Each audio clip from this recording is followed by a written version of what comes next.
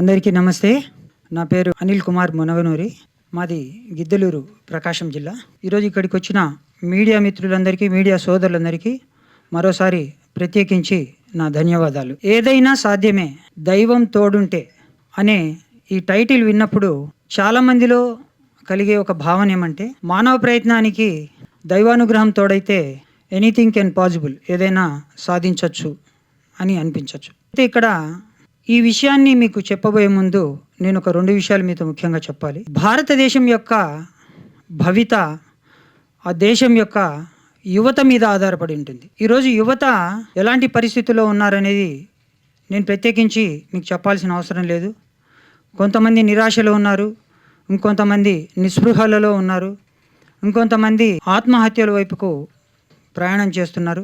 ఇట్లా వాళ్ళున్న డిప్రెషన్ స్థితిలో నుంచి చాలా దయనీయమైన స్థితిలో ఆత్మహత్యలు కూడా చేసుకుంటున్నారు. అయితే ఈ చిత్రం ద్వారా మేము చెప్పాలనుకున్నది ఏంటంటే, ఒక వ్యక్తికి జీవితంలో భగవంతుడితోటి బంధం ఉన్నట్లయితే ఎలాంటి అద్భుతాలు జరుగుతాయి, ఎలాంటి అసాధ్యాలు సుసాధ్యాలుగా మారుతాయి అనేది ఈ చిత్రం ద్వారా చెప్పదలుచుకున్నాం. ఇంకో ముఖ్యమైన విషయం ఏమంటే, ఈ చిత్ర నిర్మాణం మొత్తము శ్రీ అమ్మా భగవాన్ బోధించినటువంటి బోధనల ఆధారంగా ఈ చిత్ర నిర్మాణం జరుగుతుంది. నేను దాంట్లో కొన్ని ముఖ్యమైన విషయాలను ఈరోజు చెప్తాను. మనకు ప్రతి మనిషికి జీవితంలో కొన్ని విలువలు అవసరం. అది బోధనల రూపంలో అవనివ్వండి, ఎట్లాగైనా కొన్ని విలువలు అవసరం. దీంట్లో మొదటిది యు ఆర్ యునిక్, అంటే నువ్వు ప్రత్యేకమైన వాడివి. నేను దీన్ని ఒక చిన్న ఎగ్జాంపుల్తో వివరిస్తాను. ఫర్ సపోజ్ మనకు ఒక మున్సిపల్ కార్పొరేషన్ ఉందనుకోండి. ఈ మున్సిపల్ కార్పొరేషన్లో ఆ కార్పొరేషన్కు ఉన్నటువంటి మేయర్ అందరికంటే పెద్ద స్థానంలో ఉంటారు. దాని తర్వాత ఇంకొంతమంది తక్కువ కేడర్లో ఉంటారు. కార్పొరేషన్ను మొత్తము క్లీన్గా ఉంచే అక్కడ పనిచేసే కూలీలు కూడా ఉంటారు. అయితే జనరల్గా అందరం ఏమనుకుంటామంటే, కూలీలది తక్కువ స్థాయి, మేయర్ది పెద్ద స్థాయి అని. ప్రాపంచికంగా అదే చూస్తాం. అయితే ఇక్కడ నేర్చుకోవాల్సిన జ్ఞానం ఏంటంటే, నువ్వు కూలీ పని చేసినా లేకపోతే మధ్యస్థలో ఉండేటువంటి ఒక ఉద్యోగిగా ఉన్నా, మేయర్ స్థానంలో ఉన్నా, నీ పట్ల నీకు గౌరవము, నువ్వంటే నీకు ప్రేమ, నీ మీద ఒక కాన్ఫిడెన్స్ లేనప్పుడు నువ్వెప్పుడు విజయాన్ని సాధించలేవు.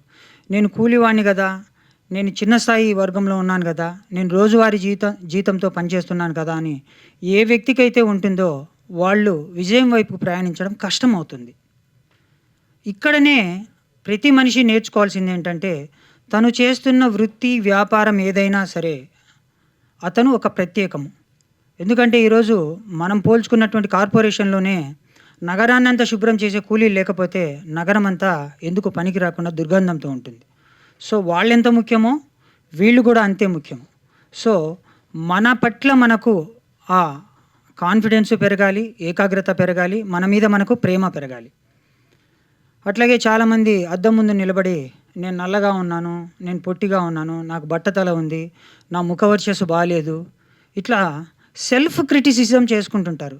దయచేసి గుర్తుపెట్టుకోండి, ఇలాంటి క్రిటిసిజం ఎవరైతే ఎస్పెషల్లీ యూత్ చేసుకుంటుంటారో వాళ్ళకి ఆ సక్సెస్ అనే ఒక బాట త్వరగా రాదు. అది చిత్రం ద్వారా చూపించబోతున్నాం. అయితే ఇలాంటి బోధనలతో మానవ ప్రయత్నం వరకు మనం చేయగలుగుతాం. అయితే అల్టిమేట్గా చివరిలో ఒక దైవానుగ్రహం అనేది నీకు తోడైతే, ఈ బోధనకు దైవానుగ్రహం తోడైతే నువ్వు ట్రెమెండస్ సక్సెస్ను సాధించగలుగుతావు. అదే ఈ చిత్రంలో మేము చూపించబోతున్నాం. రెండవ teaching, your internal world reflects external world అంటారు. అంటే నీ ఆంతరంగిక ప్రపంచమే నీ బాహ్య ప్రపంచాన్ని సృష్టిస్తుంది. ఫర్ సపోజ్ ఆంతరంగికంగా దుఃఖంగా ఉన్న వ్యక్తి, స్ట్రగుల్తో ఉన్న వ్యక్తి, బాధల్లో ఉన్న వ్యక్తి బయటి సమాజంలోకి వెళ్తే అతనికి ఫెయిల్యూర్సు లేకపోతే నిరాశాజనకమైనటువంటి ఫలితాలు వస్తాయి. కావాలంటే మీరు చూడొచ్చు. అదే ఆనందంగా ఉన్న వ్యక్తి, లేదు సంతోషంగా పాజిటివ్గా ఉన్న వ్యక్తి బయటికి వెళ్తే అతనికి పాజిటివ్ రిజల్ట్స్ వస్తాయి. ఇక్కడ మనం నేర్చుకోవాల్సిన సూత్రం ఏంటంటే, నీ ఆంతరంగిక ప్రపంచం నీ బాహ్య ప్రపంచాన్ని సృష్టిస్తుంది. మనం అనుకుంటుంటాం నాకే ఫెయిల్యూర్స్ ఎందుకు వస్తాయి, ఇంకొంతమంది అనుకుంటుంటారు నాకే సక్సెస్‌లు ఎందుకు వస్తాయని కూడా. అది తక్కువ శాతము, ఇది ఎక్కువ శాతం.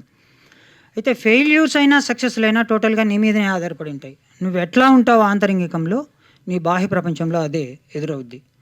దీనికి ఒక బెస్ట్ ఎగ్జాంపుల్ ఏంటంటే, అద్దం ముందు నిలబడి నీ తల చెరిగిపోతే మనం ఏం చేస్తున్నామంటే, తలను దువ్వకుండా అద్దాన్ని దువ్వుతా ఉన్నాం. అద్దాన్ని మనం ఎంతకాలం అయితే దువ్వుతామో తల సరిగా అవ్వదు. ఎందుకంటే దువ్వాల్సింది తలను. మనం చేస్తున్నది ఏంటంటే బయటి ప్రపంచంలో మార్పుల గురించి ఆలోచిస్తున్నాము. బయట మారలేదని చూస్తున్నాం. మార్పైనా, పరివర్తన అయినా ఏదైనా మొదట మన నుంచి ప్రారంభమైనప్పుడు మన లోపల ఆ ఆంతరంగిక ఎనర్జీస్ ఏమైతే ఇందాక చెప్పినామో అవన్నీ పెరుగుతాయి. ఎప్పుడైతే నీ ఆంతరంగిక ప్రపంచము ఆనందంగా, పాజిటివ్‌గా అవుతుందో నీ బాహ్య ప్రపంచంలో వచ్చే ఫలితాలు అద్భుతమైన ఫలితాలను నీకు ఇస్తాయి. ఇది రెండవ టీచింగు. ప్రతి టీచింగ్‌కు మానవ ప్రయత్నంతో పాటు దైవానుగ్రహం ఉండాలి. అది ఉన్నప్పుడే నువ్వు సాధనగా చేసిన టీచింగు ఖచ్చితంగా అద్భుతమైన ఫలితాలను ఇస్తుంది. మూడవది, there is no person only personalities అంటారు. అంటే వ్యక్తి లేడు, వ్యక్తిత్వాలు మాత్రమే ఉన్నాయి. దీన్ని ఎట్లా ఉదాహరించవచ్చు అంటే, ఒక వ్యక్తి మనం ఒక టయానికి రమ్మని చెప్పాం మన ఫ్రెండ్‌ని. 9:30కి రమ్మంటే అతను పంక్చువాలిటీ పాటించకుండా 10:30కి వచ్చాడు. నేను చెప్పింది ఎన్నింటికి, నువ్వు వచ్చింది ఎన్నింటికి అని చెప్పి అతని మీద కోపడ్డాం.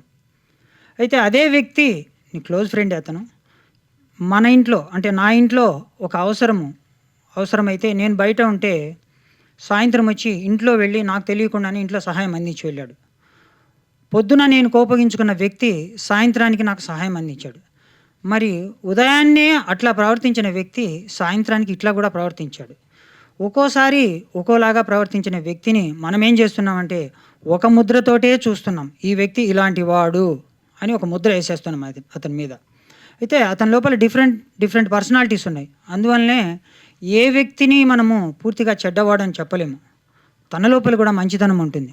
అందుకే మనము ఎప్పుడు వ్యక్తిత్వాలను చూడాలి కానీ వ్యక్తిని చూడకూడదు. వ్యక్తిని చూసిన వ్యక్తికి ఏమవుద్దంటే అతని మీద కంప్లీట్‌గా ఒక అభిప్రాయంలో ఇరుక్కొని పోతాడు. ఇతను ఎప్పుడు ఇట్లాగే అని చెప్పి.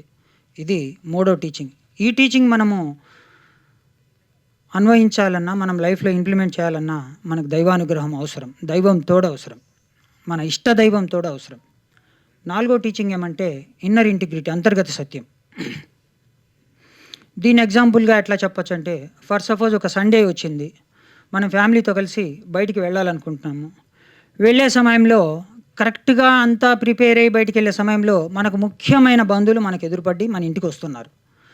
వెంటనే మనం ఏమనుకుంటాము, అబ్బా! వీళ్ళు ఇప్పుడే రావాలనా, ఇన్ని రోజుల తర్వాత మేము ఒక పిక్నిక్ ప్లాన్ చేసుకొని బయటికి వెళ్తుంటే ఇప్పుడే వచ్చారని చెప్పి లోపల తిట్టుకుంటాము, లేకపోతే బాధపడతాము. ఒక్కొక్కరికి ఒక్కోలాంటి అభిప్రాయాలు.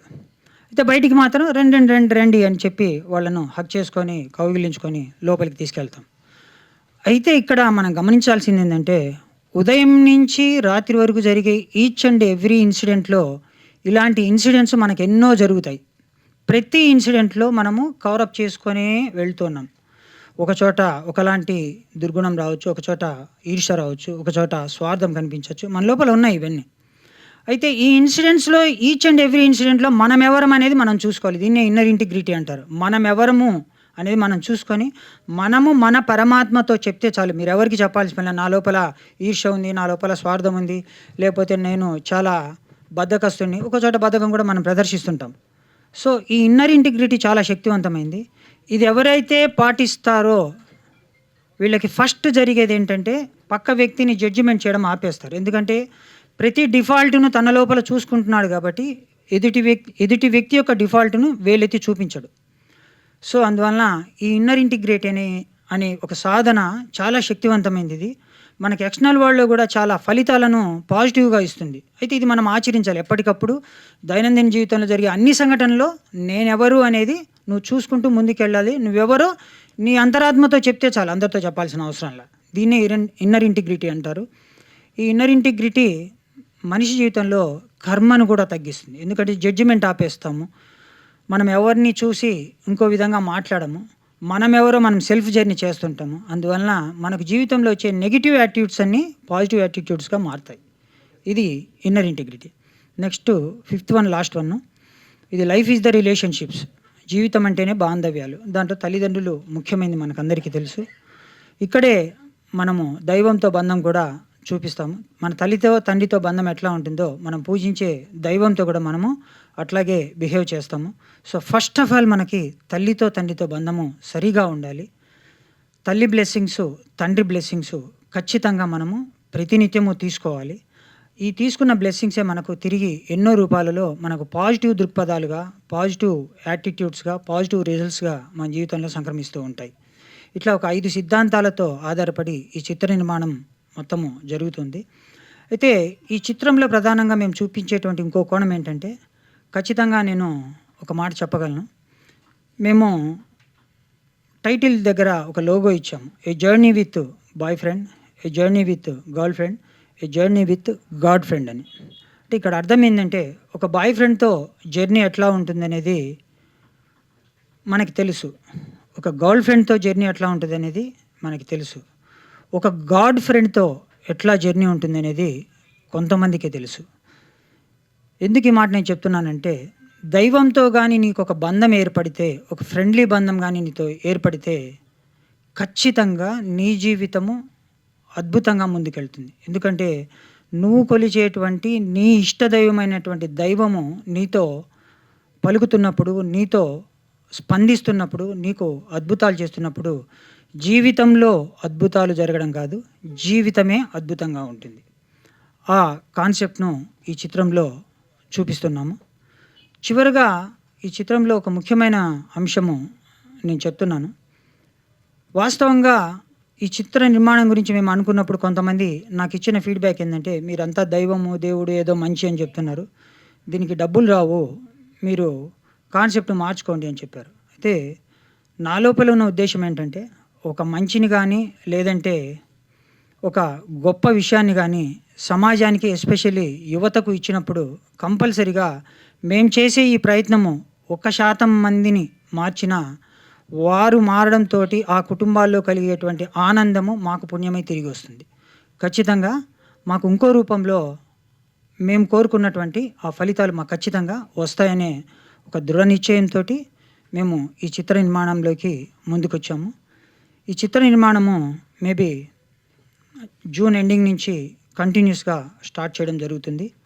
అట్లాగే నటీనట వర్గము, మిగతా సాంకేతిక వర్గాన్ని కూడా వీలైనంత త్వరగా ఎంపిక చేసి మేము చిత్ర నిర్మాణంలో ముందుకెళ్తాము. చివరగా ఒక మాట నేను చెప్పాలనుకున్నాను.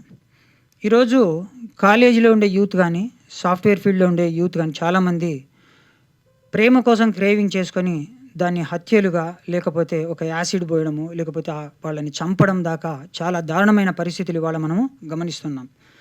అయితే ఈ చిత్రం చూసిన తర్వాత మేము చెప్పదలుచుకున్నది ఏంటంటే, మీరు ఏ క్రేవింగ్‌తో అయితే ఒక గర్ల్ ఫ్రెండ్‌తో, ఒక బాయ్ ఫ్రెండ్‌తో ఫ్రెండ్‌షిప్ చేయాలనుకున్నారో, అదే క్రేవింగ్ అవసరమైతే అంతకంటే ఎక్కువ క్రేవింగ్ తోటి మీరు మీ గాడ్‌తో ప్రయాణం చేయాలని సంకల్పం తీసుకుంటారు. మీ ఇష్టదైవం మీకు కనిపించాలని, మీ ఇష్టదైవంతో బంధం రావాలని ఈ చిత్రం చూసిన వాళ్ళు తపస్సు చేస్తారు.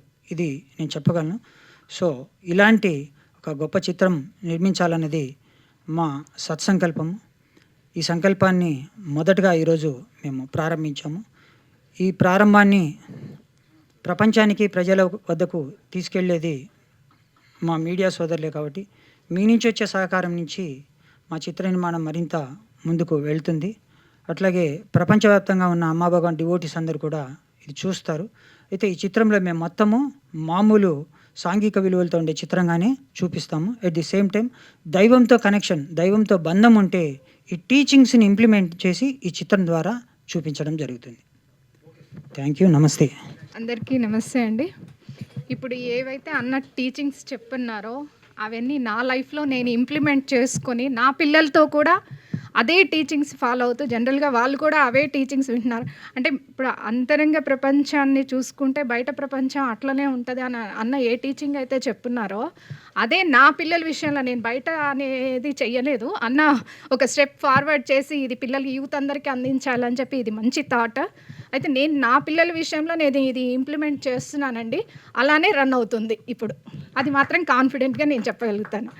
నా ఏజ్ కూడా నేను ఇక్కడ ధర్మాల్లో స్టార్ట్ అయ్యేటప్పుడు 13 ఇయర్స్ ఏజ్ నుంచి నేను అమ్మా భగవాన్ టీచింగ్స్ వింటున్నాను. స్టిల్ నౌ ఇప్పటి వరకు అన్న ఏవైతే టీచింగ్స్ చెప్పినారో అవి 100కి 200% కరెక్ట్ అండి. అదే జరుగుతుంది నా లైఫ్‌లో కూడా. ఇట్లాంటి యూత్ చాలామంది ఉన్నారు.